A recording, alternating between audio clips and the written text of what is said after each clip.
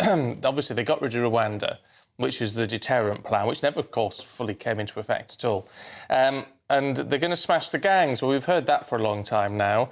And one thing that's been announced by the Home Secretary is this idea that she will restrict people's social media accounts and restrict their phone usage and things like if they're suspected of being part of a terror gang who happens a smuggling gang, which happens to be in the UK at the time, because obviously you can only legislate within our own borders. Is that going to make any difference? Let's talk to the Shadow Home Secretary, Chris Philp. Good morning to you. I mean, on the surface, it's hard to see what difference this would actually make. Good morning, and firstly, Happy New Year to you and all of your viewers as well. Look, I agree with you. These are very, very minor measures the government's announced that are frankly going to make no difference at all. The idea that telling a people smuggler they might get their mobile phone confiscated is going to make the slightest bit of difference is frankly fanciful. The government have completely failed so far to smash the gangs, as they keep putting it. And this is the same government, of course, the same Labour Party who voted against life sentences for those very same gangs when they were in opposition. And on their watch, since the election, now 6 months ago, illegal immigration across the Channel has gone up by 29% compared to last year. About 1,500 illegal immigrants have crossed in the last year.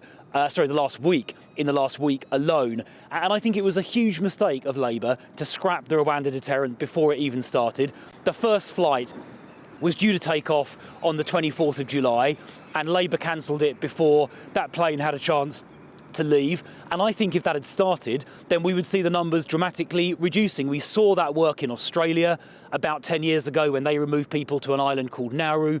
And it stands to common sense. If an immigrant is thinking of crossing the Channel, but they know they're going to get sent straight to Rwanda, they're not going to bother crossing in the first place. So a massive mistake by Labour to cancel that scheme. And all we get in its place are these extremely weak measures that are going to frankly make no difference whatsoever.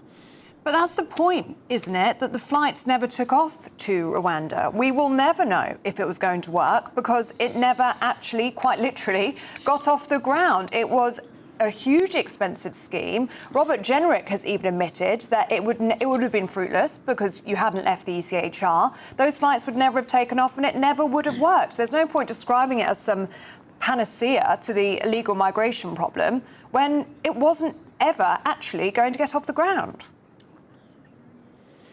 Well, I mean, we had two sets of legal challenges, one in Strasbourg and one in the Supreme Court here in the UK, and we passed a bill, an Act of Parliament that went through Parliament in the first half of this year that was designed to basically sort out those legal problems and enable that first flight to take off on July the 24th. And it was a huge mistake to cancel it. As I say, we passed a law, the Safety of Rwanda Act. It's on the statute book. You know, the monarch signed it.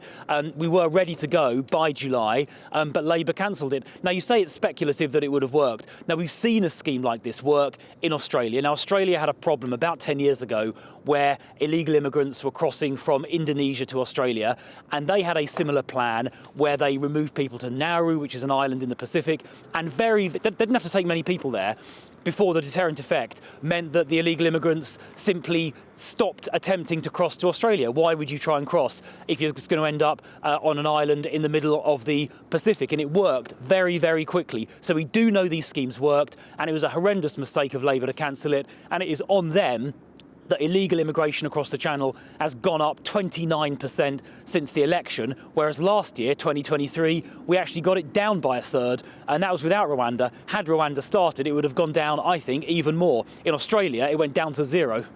Part of the issue is, though, I mean, because it's all well and good from the opposition benches decrying what the government's doing, but of course immigration, and we now know sort of net migration jumped to 900,000 in a year, which under the Tory government, of course, the ECHR is going to prove to be a problem when it comes to removals, and yet your leader isn't convinced that we should be leaving the ECHR. She says, we need to wait and see.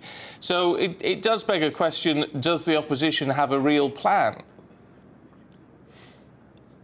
Yeah, so look, there were mistakes made in government previously, and Kemi and I have openly acknowledged that. That number, which was a couple of years ago, was far, far too high. So we gave a speech a few weeks ago saying that we're going to have a hard cap, which is going to be at a much, much lower number than that, because that is far, far too high, completely unacceptable. That should never have been allowed to happen, and it was a Conservative government, and that was a mistake. And that's why we're going to have a hard cap in the future, so that can never, ever happen again. Now, the numbers were coming down after that because we made some changes about a year ago. Argued that those changes were made too late, but they were changes that we made in government. We started to get the numbers down. The number of visas, which are a leading indicator, have gone down even more. So the health and social care visas down 84%, student dependents also down 84%, work visas down 28%. So those measures begun to kick in, but we do need to do more, and that's why we proposed a hard cap. On the ECHR, that is absolutely under review. We are prepared, if necessary, to come out of it. We're reviewing it very carefully. What we're not going to do is make sort of simple, off-the-cuff commitments without having thought them through properly. So we are reviewing all of this in detail so we can come up with a credible plan that your viewers and the public and the media can scrutinise in due course. And so people will know that it is going to work and that we are serious. We're not just going to say stuff off the cuff without thinking it through properly first. We've seen the Labour government make that mistake where they've got into all kinds of difficulty in government because they didn't do the thinking in opposition. That's why things are going so badly wrong for Labour. We're not going to make that mistake. No, you've admitted that you've made mistakes whilst you were in government. You're now pointing out what you say are the mistakes of the Labour government now. I mean, all of this is fuelling the rise of reform, isn't it? What are you going to do about the threat of reform? Well, look, I think, first of all, we saw at the general election last July that, unfortunately, where people vote reform, it just delivers a Labour landslide, unfortunately.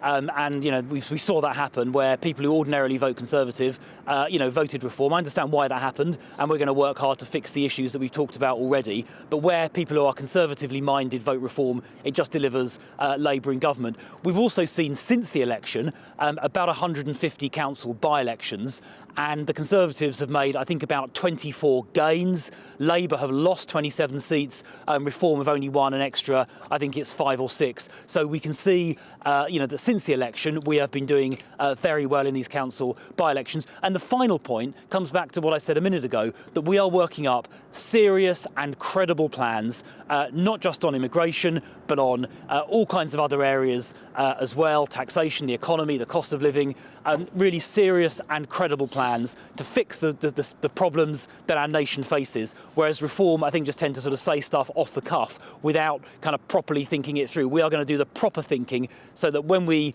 come to the next election, we've got proper, detailed, credible plans that we can stand behind and implement on day one if we get back into government. So those are the reasons why we're, fighting so hard now in opposition. Chris Phil, can we ask you about what's happened stateside? We've got this incident and 1 dead and a number injured in Vegas, and of course the situation in New Orleans, 30 injured, 15 dead.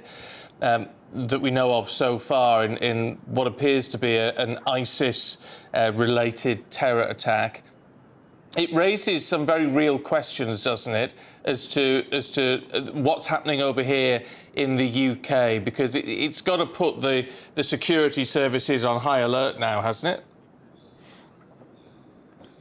it? Yes, it certainly does. And look, we should just start by, I think, keeping the victims and their families in our thoughts and our prayers. The new year is a time to look forward to the future, a time of hope and a time of expectation. But for those victims and their families, that hope and expectation that a new year brings has been cruelly cut short by what appears to be a vicious terrorist attack by someone who was apparently motivated by essentially Islamist motives. President Biden has said he'd been viewing ISIS or Daesh material online. He had a Daesh flag in his car. So we should, I think, keep those victims in our minds this morning. But yes, you raised a good question. Our security services over the last few years have disrupted a large number of terrorist plots here in the UK, and I think we should be thankful that counter-terrorism policing, MI5 and the security services more widely have done that work, keeping us safe. The majority of those plots have been Islamist in nature. So it does mean I think our security services do need to step up and redouble the efforts they've been making so far, but also all of us in the community need to be very vigilant, and everybody in society, and I stress everybody, that comes across any sort of information which suggests an individual or a group may be getting radicalised, need to report it immediately to the police. Doesn't matter, who it is or what it is, they need to report it straight away, because we need everybody in the public to be supporting counter-terrorism policing and the security services in the work they are doing to keep us safe.